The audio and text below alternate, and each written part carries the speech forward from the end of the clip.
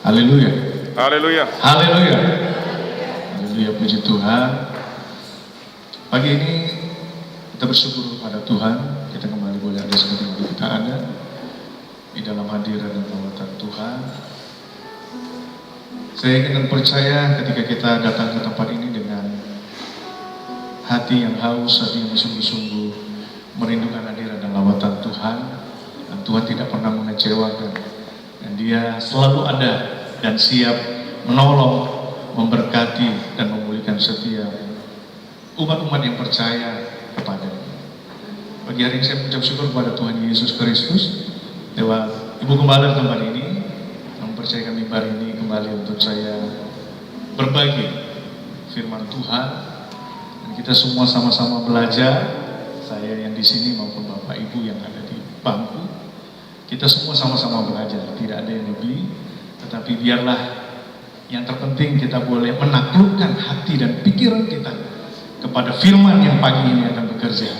Saya benar percaya ketika kita merendahkan hati dan mempersiapkan seluas-luasnya untuk firman itu jatuh ke tanah hati yang subur, kata firman Allah, dia akan bertumbuh, dia akan bertunas, bahkan dia berbuah pada waktunya. Puji Tuhan. Hari ini kita belajar di dalam Injil Matius pasal yang ke-8.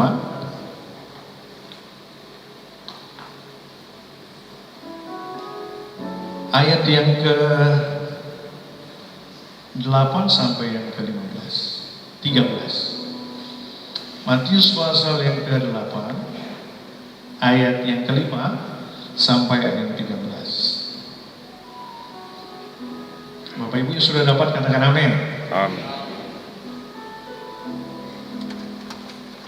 Saya akan baca mulai ayat yang ke-5, Bapak Ibu yang ke-6, kita kerjasama sampai dengan ayat yang ke-13.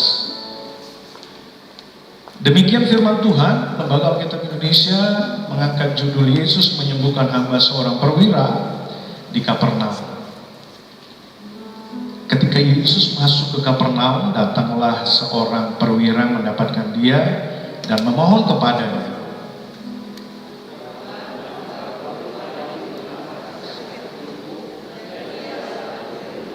Yesus berkata kepadanya, "Aku akan datang menyembuhkannya."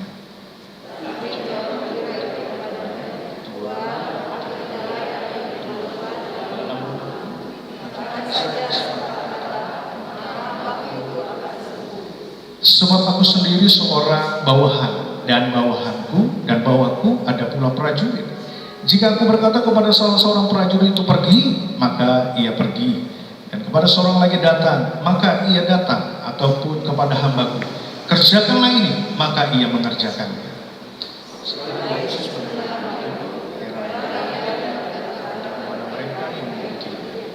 Aku berkata kepada sungguh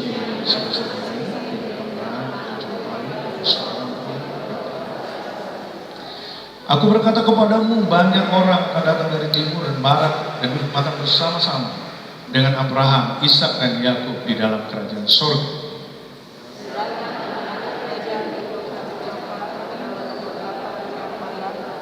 Akan dapat atap dan kotak gigi.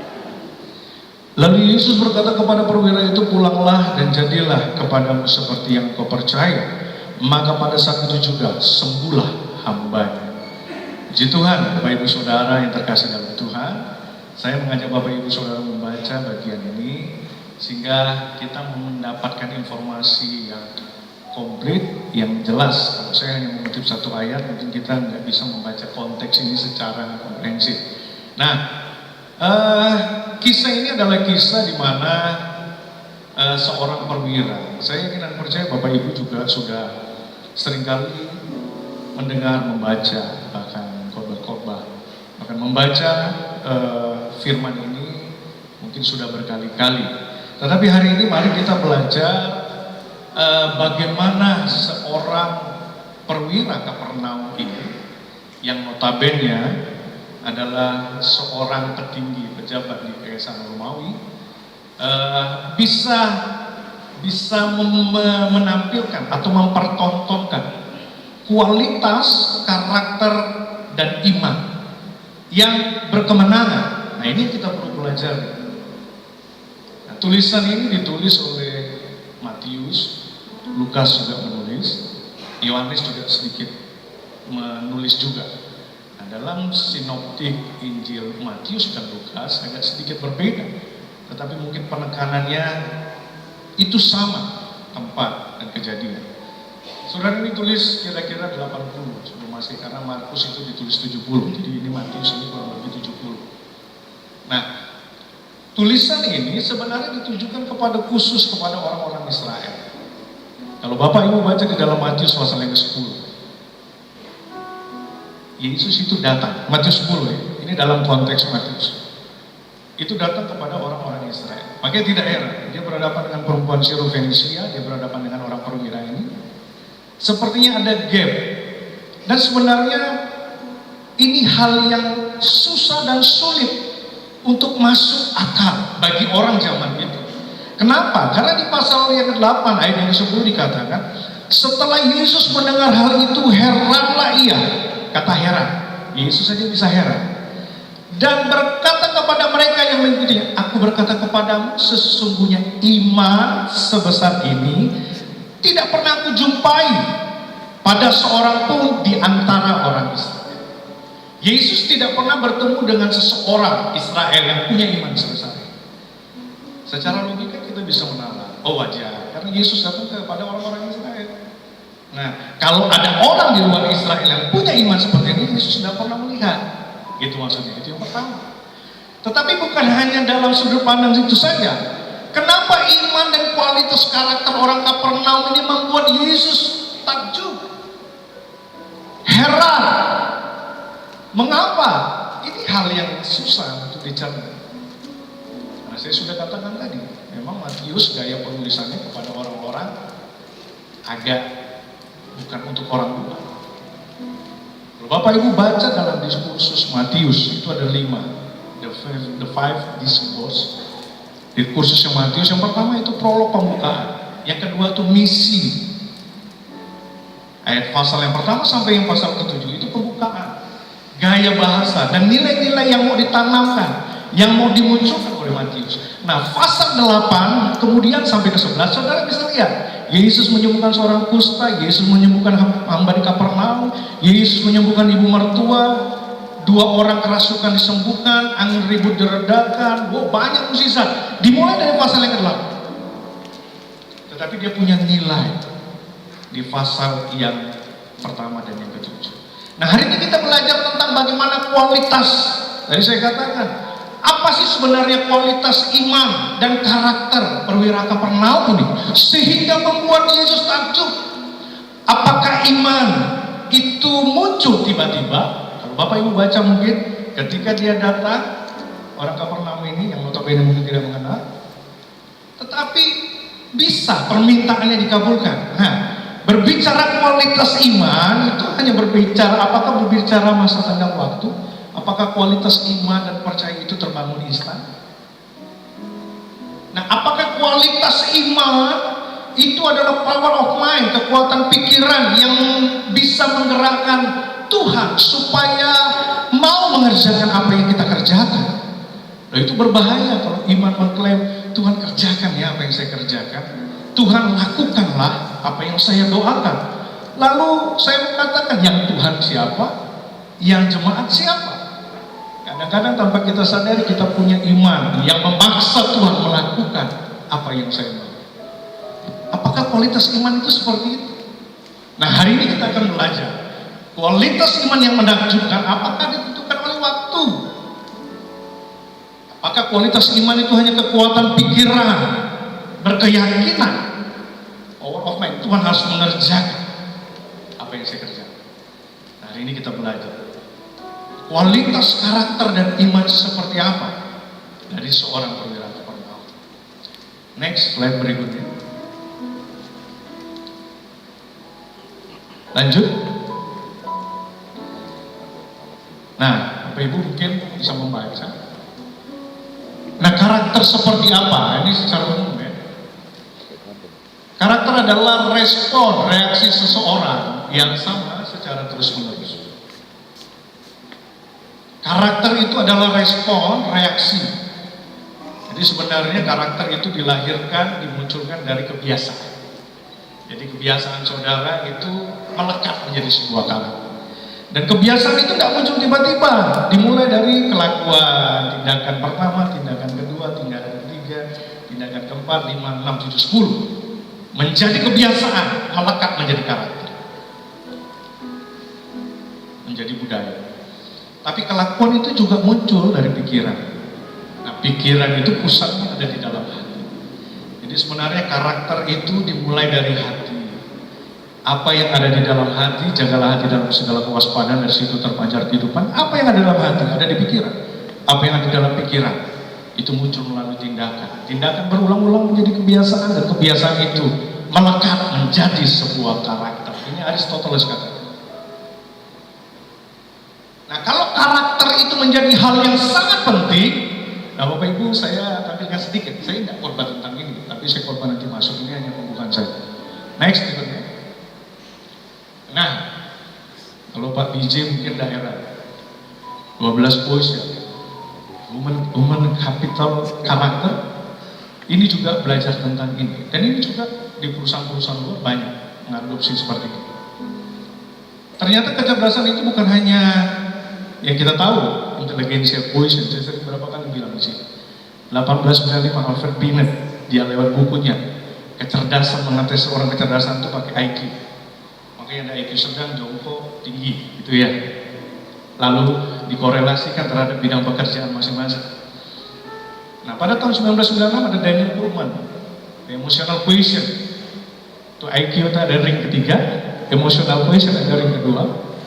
Daniel Goleman bukunya. Baru yang terakhir ini dalam juara itu spiritual quotient tahun 2000. Dia berbicara tentang spiritual. Nah, saya mau gambarkan seperti sebenarnya karakter kualitas kehidupan yang seperti ini nih, ini yang dicari dan diidam-idamkan orang hari-hari.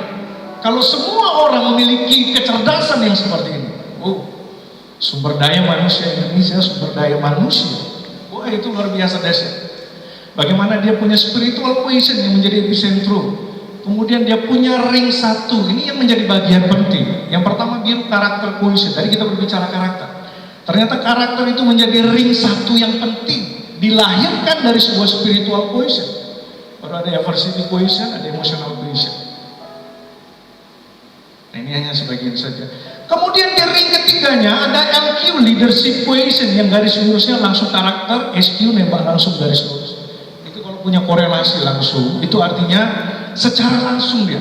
Kalau spiritualnya bagus, karakternya bagus, pasti karakternya, leadershipnya bagus. Itu pada management quotient, creativity quotient, self development quotient, BQ body quotient, FQ financial quotient, IQ intelligence quotient, OQ organization quotient, baru LQ. Saudara kalau lihat dari ring ini, sebenarnya yang kita tampilkan itu yang ada di luar itu. Leadership, management, creativity, self development, BQ, FQ, IQ, OQ. Tetapi itu semua dihadirkan oleh karakter, aversity, dan emosional. Nah, yang paling penting, semua itu dilahirkan dari spiritual quotient. Spiritual itu kehidupan keberimanan kita kepada Tuhan. Pemahaman, pengertian kita akan firman sehingga menghasilkan sebuah keyakinan. Ya, saya setuju dengan firman. Saya belajar firman, saya melakukan firman, saya berkelakuan dengan firman. Lalu muncul sebuah karakter firman. Makanya karakter quotient itu dihadirkan dari spiritual. Spiritual quotient-nya dia menguasai secara natural.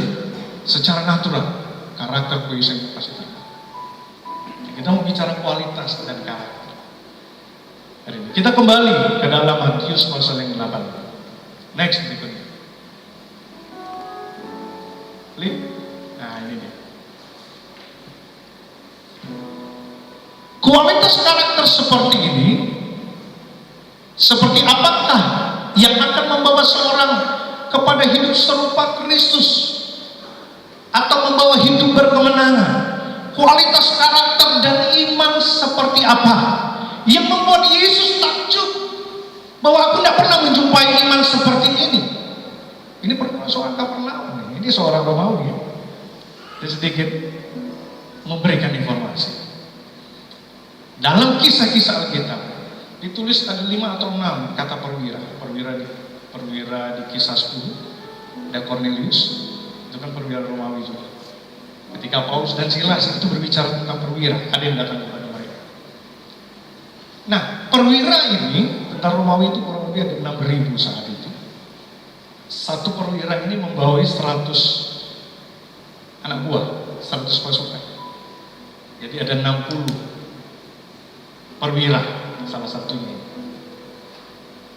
Di dalam kerajaan Romawi pada saat itu, perwira Kapernaum itu adalah seorang perwira yang mempunyai jabatan penting, jabatan strategis, status sosialnya bagus, status ekonominya bagus, semuanya dia punya pengaruh besar. Nah, tapi apakah Yesus melihat itu? Karena dia seorang pejabat tinggi dan lain sebagainya? No, kita mau belajar hari ini. Kualitas karakter seperti apa yang membawa seseorang itu menjadi hidup berkemenangan? Yang pertama, ini dia, klik. Yang pertama, next, slide berikutnya. Iman yang terfokus kepada Kristus. Dari mana iman Kapernaum ini terfokus kepada Kristus? Dari mana muncul iman seorang perwira ini? Apakah seorang perwira ini sudah kenal dengan Yesus? Apakah perwira ini sudah tahu siapa Yesus? Apakah dia sudah berinteraksi lama dengan Yesus? Matius 8 ayat 5 menulis, ketika Yesus masuk ke Kapernaum, datanglah seorang perwira mendapatkan dia dan memohon. Saudara, kata datang di sini sederhana sebenarnya. Tetapi kalau saudara baca dalam terjemahan asli, next berikutnya. Kata datang dia itu pakai bahasa erkomai. Erkomai. Datang. Saudara, kalau melihat seorang perwira ini datang hanya kepada Yesus, datang saja, banyak orang yang datang kepada Yesus saat itu. Di Kapernaum itu home base-nya Yesus. Yesus banyak melakukan mukjizat di Kapernaum. Jadi siapa orang Kapernaum yang tidak kenal Yesus? Dia kenal. Dia tahu Yesus karena Yesus itu melakukan banyak mukjizat di daratan timur Danau Galilea. Di situ terkenal banget Yesus. Nah, ketika dia mendengar, ketika Yesus masuk Kapernaum, dia datang. Saudara, kata datang di sini ini mempunyai hal yang sangat penting.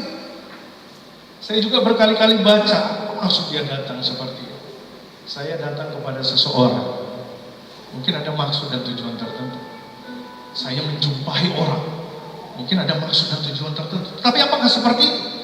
Kata erkoma yang pertama, kata datang kepada Yesus, itu mengandung arti setiap orang memutuskan untuk ikut Yesus. Agak dalam bahasanya. Jadi ketika seseorang datang kepada Yesus, sebenarnya bukan hanya datang habis itu pergi, tidak mendapatkan apa-apa, tetapi dia datang dan memutuskan, aku ikut, aku mengikuti Yesus. Datanglah seorang perwira mendapatkan dia. Hal yang pertama yang menjadi penting ketika kita datang kepada Yesus itu bukan hanya datang pulang, tidak mendapatkan sesuatu, tapi berkomitmen, saya datang, saya memutuskan, saya mengikuti apa yang Yesus teladani. Kata erkoma yang kedua, sebenarnya ketika datang kepada Yesus, Yesus itu tempat perteduhan.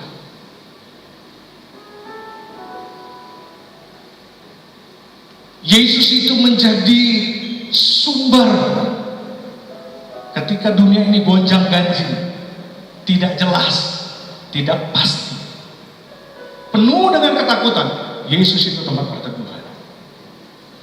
Erkoma yang ketiga, ketika kita datang kepada Yesus, ada pengaruh dari Yesus mengalir dalam kehidupan kita. Nah, kata datang seperti ini bukan hanya secara tulisan sederhana saja, tetapi ketika orang Kapernaum ini datang kepada Yesus, Dia itu memutuskan saya ikut Yesus.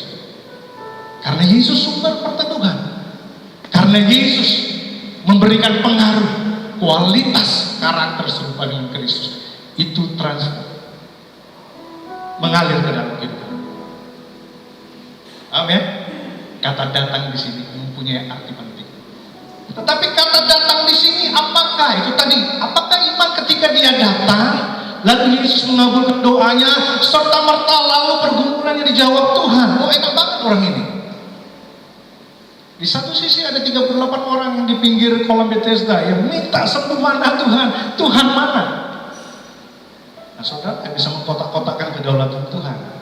Kadang-kadang kita suruh menunggu dan bersabar menanti.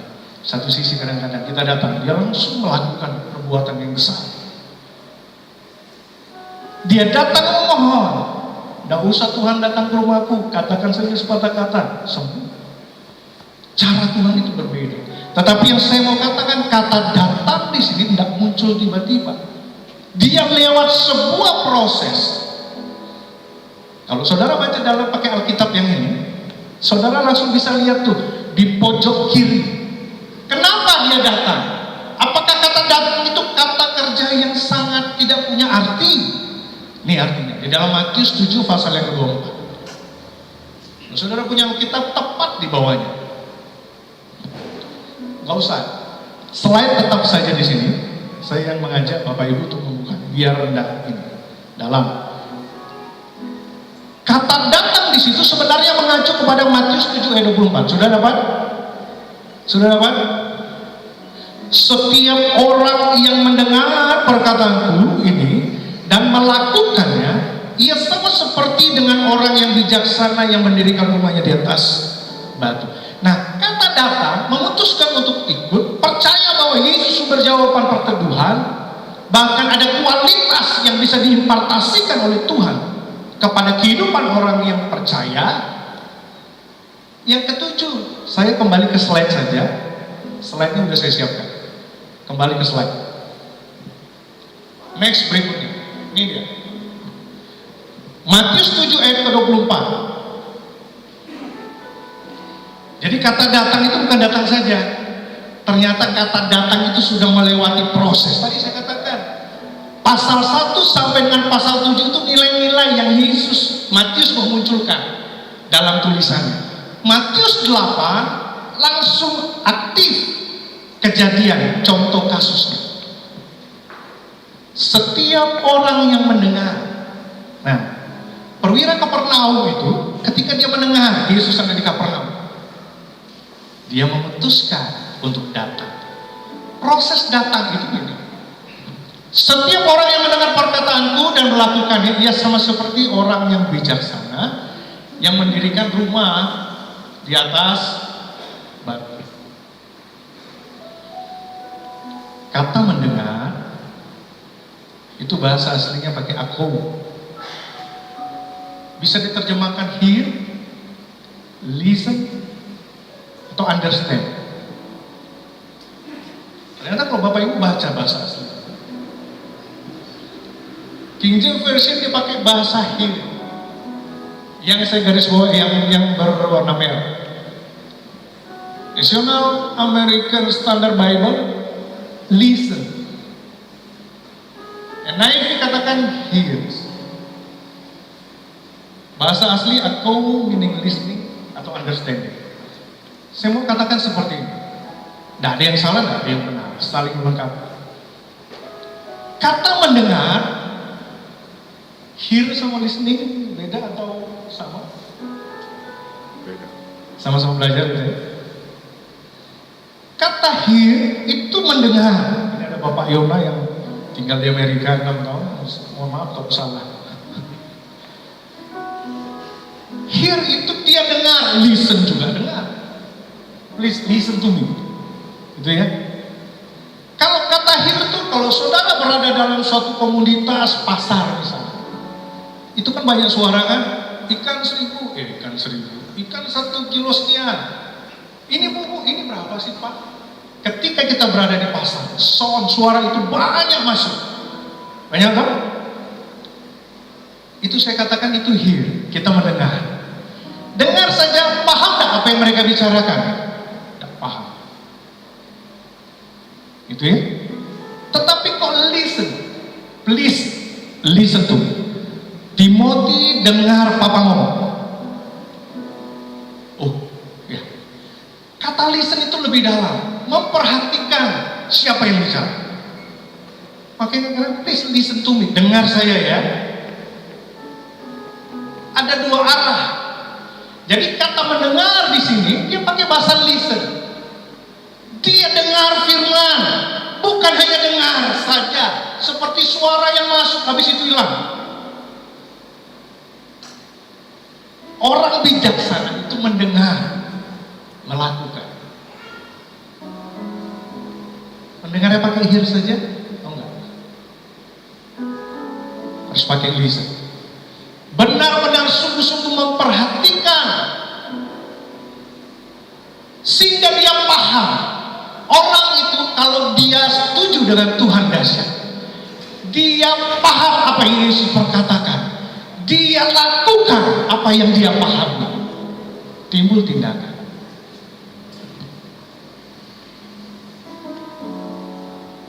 Listen, understand. Tapi kata mendengar bukan hanya listen saja, tapi understand. Itu tadi saya katakan, dengar, perhatikan siapa yang bicara, lalu pahami kalimat demi kalimat apa maksud, apa tujuan. Jadi mendengar, memahami, seperti guru tuh. Kalau dia memperhatikan, kalau dia menyampaikan, dengar, apa sih yang dia bicarakan, apa sih yang dia maksud, saya paham nggak ya? Kalau saya sampai pada kepahaman dan pengertian, berarti dia listen, dia dengar, lalu dia understand. Hear, listen, understand, knowing.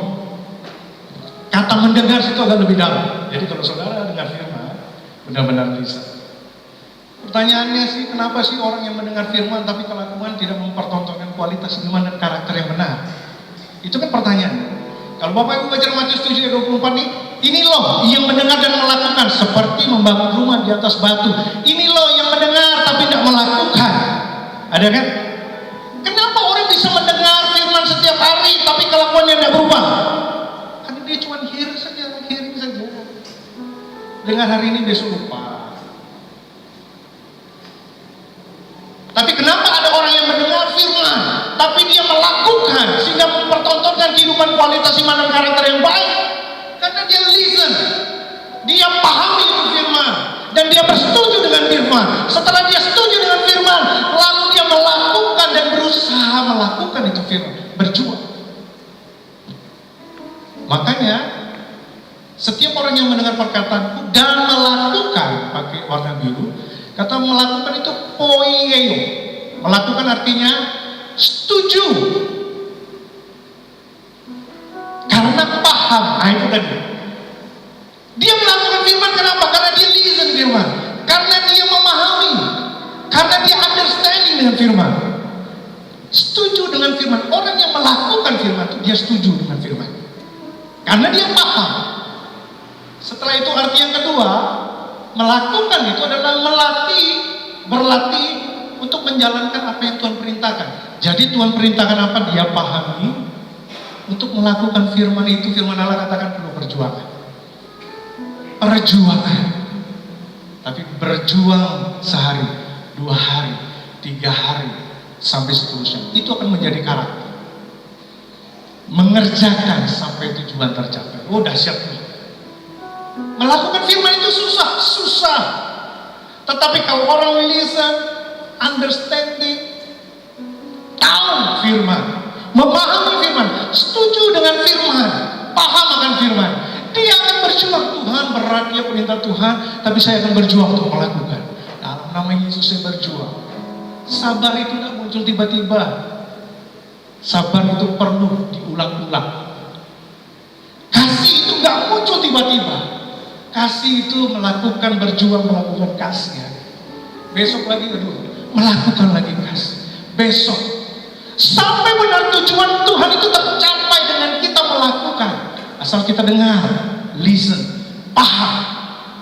Jadi kata datang kepada Yesus orang Kapernaum itu melewati proses. dengar, listen tentang Tuhan, tahu Tuhan, setuju dengan Tuhan, baru dia berjuang. Saya ini orang besar, saya ini orang tinggi, tetapi saya mendengar Tuhan, saya mendengar perintah Tuhan, saya setuju bahwa Tuhan itu dahsyat, saya paham dia sanggup melakukan perkara besar, saya ini dalam derajat ini tinggi, tetapi saya akan berjuang untuk datang, mendengar dan melakukan perkataan Yesus sampai tujuannya tercapai. Tujuan dia apa? Hambanya sakit di rumah, itu tujuannya, tetapi melewati proses. Kualitas iman dan karakter yang berkemenangan adalah iman yang tertuju kepada Tuhan. Hanya Kau yang menjadi jawaban. Puji. Hanya Kau yang menjadi tempat jawaban.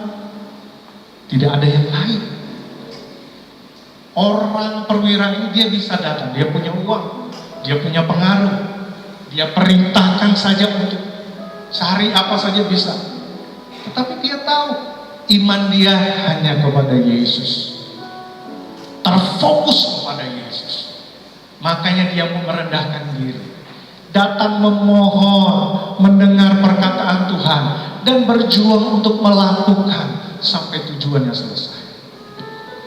Orang yang melakukan firman, orang yang mendengar dengan serius, dia tidak pernah salah memberi respon.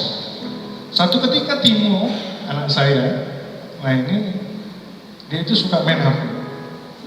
Ketika saya datang, saya bilang, Timo, tolong ambilkan papa HP.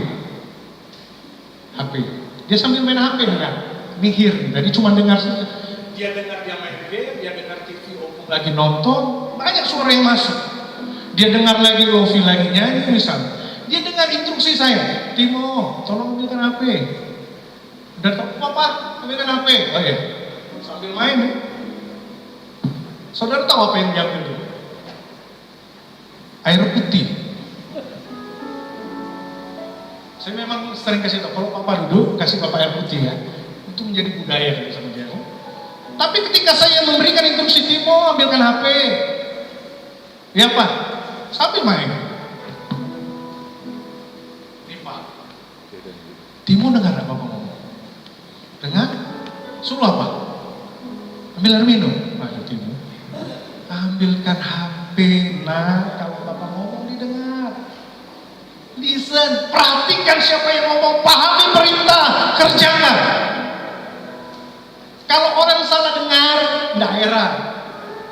Banyak orang yang tampil dan mengaku Kristen, tapi berjatuhan.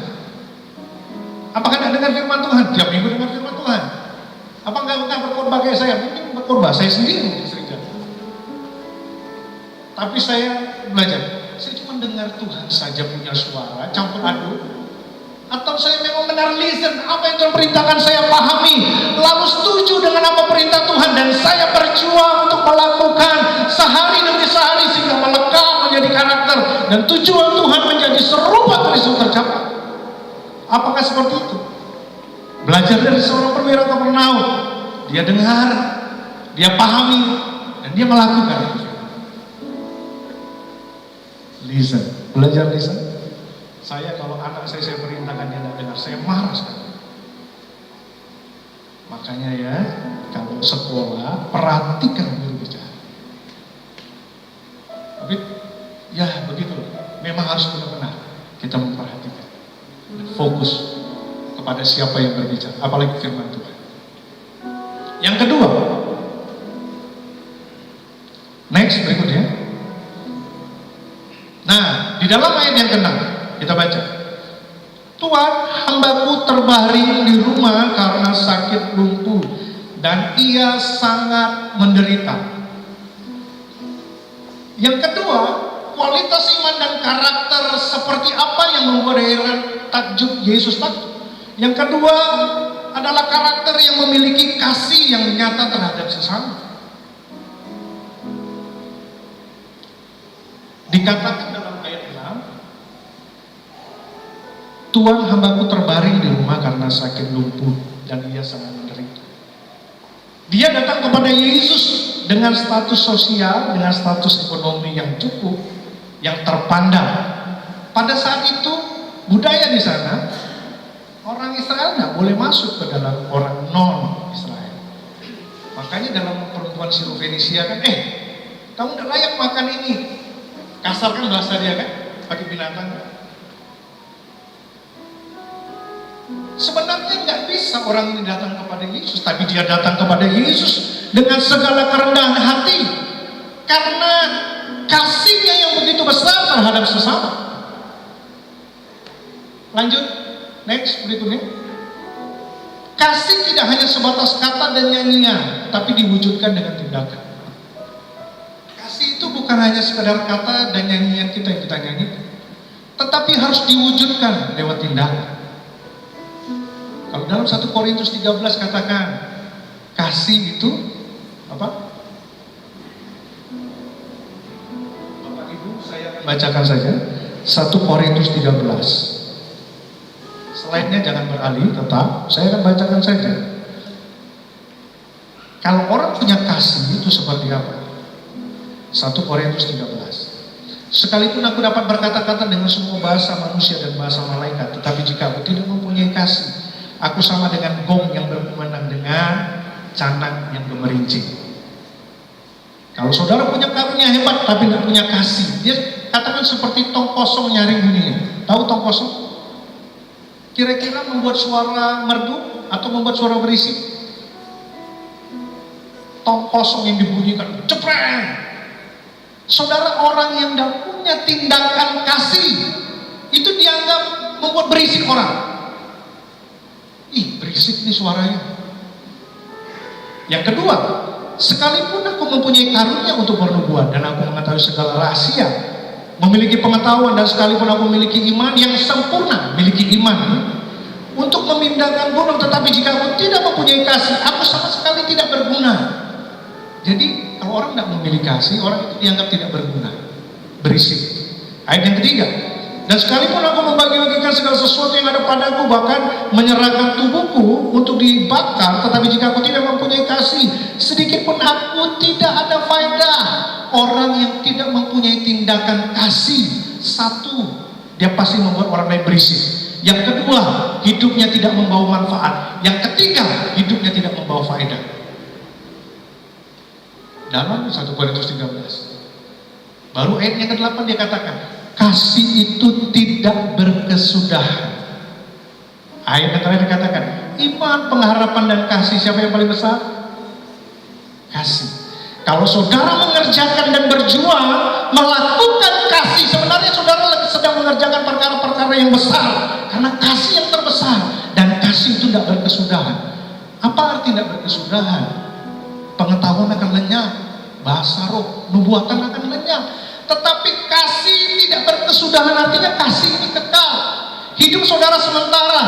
Ketika saudara menampilkan hidup tindakan kasih, saya mau katakan, ketika saudara menghabiskan nafas saudara hidup di bumi ini, kasih yang ada pada saudara itu berbicara kuat ketika saudara one on one menghadap pada Tuhan. Kasih itu berbicara ketika kita bertatap muka dengan Tuhan. Loh, bagaimana kehidupan kasih ini? Nah, kasih ini yang berbicara. Dia waktu di bumi hidupnya penuh dengan kasih. Tidak dibilang, dia di bumi pintar banget, pengetahuan. Dia di bumi melakukan banyak karunia. No, itu semua akan lenyap. Tetapi kasih ini yang membantu dan membawa saudara ketika berhadapan dengan Tuhan. Kasih ini, dia akan berbicara kuat. Makanya kasih ini paling besar. Karena apa? Karena dalam masa penghakiman, kasih inilah yang Tuhan beri. Adakah kasih kita kepada sesama? Sikap yang tidak memikirkan diri sendiri. Ini sikap perwira Kapernaum. Saudara tahu nggak, budak pada waktu itu tuh nggak ada artinya. Dalam budaya di sana ada 3 benda. Nah, jadi budaknya dikatakan budak. Benda yang bisa berucap itu budak. Benda yang tidak bisa berucap yang kedua itu binatang. Benda yang bisu itu bendawi, benda-benda. Ini, nah itu benda yang tidak berucap, bisu. Manusia dikatakan digolongkan dengan benda yang tidak berucap, dia hanya benda. Dia bisa pakai, kalau sakit sebenarnya dibuang saja. Tetapi dia punya kasih yang begitu besar. Next berikutnya. Ini ayat berikutnya. Kalau di dalam Matius 8 ayat, Tuhan hambaku terbaring di rumah karena sakit lumpuh dan ia sangat menderita. Ayat ini katakan hanya hamba. Tetapi kalau saudara dalam Injil Sinoptik yang lain, dalam Lukas 7, di situ ada seorang perwira yang mempunyai seorang hamba yang sangat dihargai. Berbeda ya. King James Version katakan dear unto him, sangat disayangi. NIV katakan valuable to him, bernilai. NIV katakan highly sama, highly regarded, dihormati. Jadi budak yang seharusnya tidak punya nilai, tidak punya penghargaan, yang harusnya gampang dibuang, tidak dianggap. Tetapi di mata seorang perwira Kapernaum, dia sangat berharga. Dia sangat mempunyai nilai yang tinggi. Dia sangat disayangi. Hari ini apakah kita sungguh-sungguh memang benar menghargai orang-orang di sekitar kita? Mungkin yang dianggap rendah atau yang sejajar. Hargai mereka, mengasihi mereka dalam berkehidupan berjemaat, dalam berkehidupan bekerja, dalam berkehidupan berkeluarga, dalam berkehidupan komunitas. Seharusnya kasih itu muncul disertai lewat tindakan. Ada penghargaan kepada orang lain, sangat menghargai orang lain. Jangan menganggap orang itu rendah, jangan menganggap orang itu tidak ada nilai, jangan menganggap orang itu siapa masih kecil. No, setiap orang lihat bernilai, berharga, dan perlu disayang. Next berikutnya. Nah, ini terakhir. Yang terakhir, kualitas karakter iman yang seperti apa yang memberikan kemenangan dan serupa dengan Kristus. Yang ketiga adalah kualitas iman dan karakter memiliki kerendahan hati. Ayat yang kelima, ketika Yesus masuk ke Kapernaum, datanglah seorang perwira. Tadi saya sudah katakan, dia seorang perwira tinggi, tapi mau datang kepada Yesus yang notabene tidak harus bisa berjumpa dan berkomunikasi. Tetapi dia datang, bahkan dia mendengar, dia memohon. Mungkin dia tersungkur dalam bahasa yang lain. Dia merendahkan diri, dia berdoa, dan dia memohon kepada Tuhan. Seorang perwira yang punya kerendahan, humility, humble. Kemarin kami sharing worship leader, sehingga tema yang dibawa Mbak Devi itu tentang kerendahan hati, humility. Kerendahan hati itu menjadi karakter kuat di dalam Kristus. Kerendahan hati itu menjadi poin yang sangat penting. Perwira ini menaklukkan dirinya kepada Yesus walaupun secara status dia orang yang punya banyak jabatan dan pengaruh, tetapi dia rela merendahkan diri di hadapan Tuhan. Ayat 8, next berikutnya aja, pakai ayat sini saja. Nah, ayat yang ke-8, ayat yang kelima, tadi sudah, ayat yang ke-8. Ini kualitas karakter yang rendah hati. Tetapi jawab perwira itu kepadanya, Tuhan, aku tidak layak menerima Tuhan di dalam rumahku. Katakan saja sepatah kata, maka hambaku itu sembuh. Saudara perhatikan ya, ayat 8a. Tetapi jawab perwira itu kepadanya, Tuhan, aku ini tidak layak. Saudara, saya coba baca berkali-kali kata ini, saya ini tidak layak. Ketika kita berhadapan dengan Tuhan yang berdaulat dan berkuasa, kata-kata ini terus muncul, saya ini tidak layak. Makanya Matius 5 sebelum ayat ini muncul, berbahagia orang yang miskin di hadapan Tuhan. Belum tentu dia miskin secara materi. Ini bukan miskin, ini kaya banget. Dia punya jabatan tinggi, dia punya penting. Tetapi ketika berhadapan dengan Tuhan yang berdaulat, dia mengakui, dia mengenali diri, saya tidak layak. Loh, karakter ini penting. Kalau saudara merasa layak melayani, kalau saudara merasa layak di hadapan Tuhan, sebenarnya saya mau katakan saudara itu tidak layak sebenarnya. Ini kata penting. Dia mengenali dirinya, Tuhan, aku tidak layak. Artinya apa? Aku ini orang berdosa, aku miskin di hadapan Tuhan, aku perlu Tuhan. Tuhan, walaupun hari ini banyak yang aku miliki, walaupun hari ini aku punya status yang lain bagus, tetapi katakan sama Tuhan, Tuhan, aku ini tidak layak. Iman yang seperti ini, kualitas yang seperti ini yang Tuhan mau. Amen. Dan Calvin katakan, mengenali diri, mengenali Tuhan. Kenal dirimu baik, kenal Tuhan baik. Jangan hanya kenali dirimu, tidak kenal sama Tuhan. Jangan hanya kenal Tuhan, tapi tidak mengenali diri. Kalau kita hanya tahu Tuhan berkuasa, tapi kita tidak tahu siapa kita. Kita bisa mendikte bagaimana Tuhan kerjakan ya yang apa aku kerjakan. Tuhan ini doaku, Tuhan harus lakukan seperti ini. Kita memimpin Tuhan. Sebenarnya Tuhan yang memimpin kita. Ayat 8a ini berbicara, perwira ini tahu siapa dirinya. Ayat 8b dia berbicara, katakan saja sepatah kata maka hambaku itu sembuh. Artinya apa? Dia kenal Tuhan. Kalau Tuhan berkata sedikit saja, Tuhan itu berkuasa, Tuhan itu berdaulat. Dia mengenali dirinya, dia mengenali Tuhan. Kenali diri saudara. Tuhan, saya ini nggak punya apa-apa Tuhan. Tuhan, saya nggak mampu banyak melakukan sesuatu. Tetapi ketika aku datang mendengar perkataan Tuhan dan melakukan berjuang untuk melakukan setiap firman Tuhan, Tuhan katakan dia dapat melakukan perkara-perkara yang besar karena dia berdaulat. Iman yang merendahkan diri, dia tahu siapa dirinya. Tetapi di satu sisi yang sama, dia tahu siapa diri Tuhan. Ayat yang ke-9, sebab aku sendiri seorang bawahan dan di bawahku ada pula prajurit. Jika aku berkata kepada salah seorang prajurit itu pergi, maka ia pergi. Dan kepada seorang lagi datang, maka ia datang. Ataupun kepada hambaku kerjakan ini, maka ia mengerjakan. Loh, saya yakin dan percaya kalau seorang tentara ini pasti tahu banget kalimat